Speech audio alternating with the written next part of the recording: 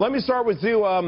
We're seeing a pattern here. Donald Trump, he puts out these tweets, and a lot of people are shocked that, hey, what's he doing? But the salvo is followed up by these meetings. And I got to tell you, watching the CEOs of Lockheed Martin and Boeing leave Mar-a-Lago, essentially with their tails between their legs, I think the American taxpayer can feel better about the way our money is being spent. Well, we haven't seen any significant or substantive change yet. I appreciate the rhetoric from President-elect Trump. There's nobody who's been a fiercer critic of overspending by the Pentagon than I am, for the single reason that all the money we spend unnecessarily or irrationally then doesn't go where it should go.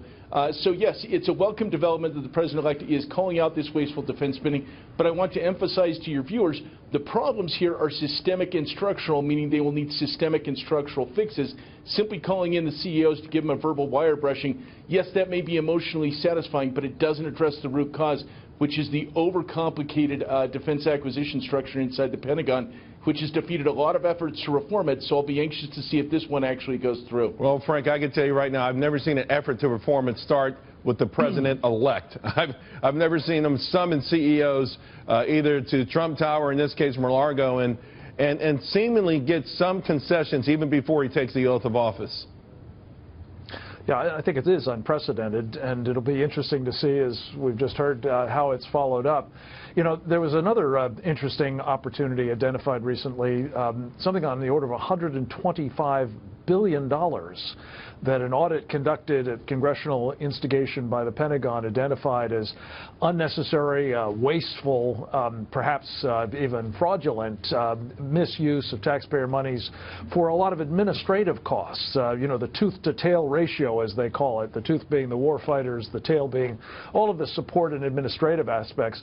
That $125 billion, some of that could certainly be saved, and if it is, I hope, as was just suggested, we'll see it plowed back into places where money really does need to be invested, including, by the way, modernizing our nuclear deterrent. There's not been a lot of talk about that, I think, particularly with what's happening on Russia's side and the Chinese. This is a really important area for focus for the new president. Right. There's no doubt Russia and Chinese have stepped up efforts, particularly in their military hardware. And Ford, I think by focusing on the F-35, we know it's perhaps the most critical plane that we have in our arsenal, and saying, hey, there's nothing sacred. There's nothing that will not, it won't be business as usual. Someone says, hey, this is the most important plane that we have, so don't worry about cost.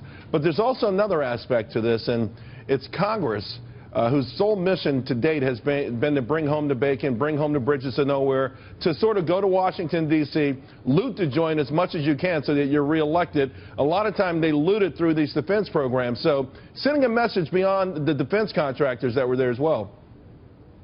Well, the new sheriff, President-elect Trump, is laying down the law, and he's right to go right after the sacred cows, because you have to understand the problem in the military is not how much we spend, it's how we spend it. And the reason why we spend it very poorly is because defense contractors have set up shop in nearly every single congressional district, and President-elect Trump is right to set the tone right now and tell Congress, guess what? We're all getting on the same page, and we're going to do what's in the best interest for America, not just your congressional district, and I'm leading the way starting right now.